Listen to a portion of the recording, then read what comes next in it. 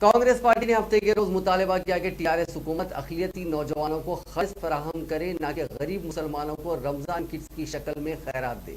Chief minister के चंद्रशेखर राव की जानिब से दी जाने वाली इफ्तार पार्टी के बाइकआउट की कॉल की हिमायत करते हुए हैदराबाद सिटी कांग्रेस अक़लियती डिपार्टमेंट के चेयरमैन समीर वलीउल्लाह ने हफ्ते को एक सहाफ़ती बयान में कहा कि इफ्तार पार्टी का टीआरएस की जानिब से एहतमाम किया जा रहा है, जिसमें कई लोगों को दावत दी गई है। साथ ही गरीब मुसलमानों में हर साल के तरह इस साल भी 200 और 300 रुपए का एक रमज़ान किट तकसीम किया जा रहा है। उन्होंने कहा कि मुसलमानों को साल में एक मरतबा मुफ्त खाना देने के बजाय रियासती हुकूमतों को अक़लियती बिरादरी से ताल्लुक़ रखने वाले नौजवानों के लिए रोज़गार के मौक़े पैदा करने चाहिए।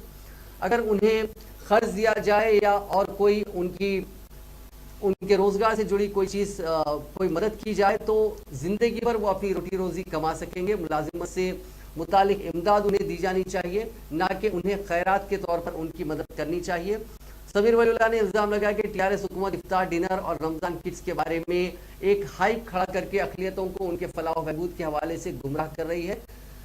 तेलंगाना का सालाना बजट करीब 2,56,000 करोड़ का है। इसमें से एक बहुत छोटी सी रकम 1,728 करोड़ रुपए अक़लियतों के लिए मख्तस की गई है, जो कुल बजट का सिर्फ 0.12% है। उन्होंने कहा कि अक़लियती बहबूद के लिए जो रकम मख्तस की गई पिछले 7 से 8 सालों में उनका 50% भी खर्च नहीं किया गया। उन्होंने कहा कि कुछ चापलूस कायदीन जैसे कि वज़ीर दाखिला और दीगर लोगों की मदद से मीडिया में ऐसी तशहीर की जा रही है जैसे टीआरएस हुकूमत अक़लियतों की फलाह बहबूद पर करोड़ों रुपए खर्चा कर रही है। उन्होंने कहा कि टीआरएस हुकूमत मुसलमानों को माशी तौर पर बाइख्तियार बनाने में यकीन नहीं रखती।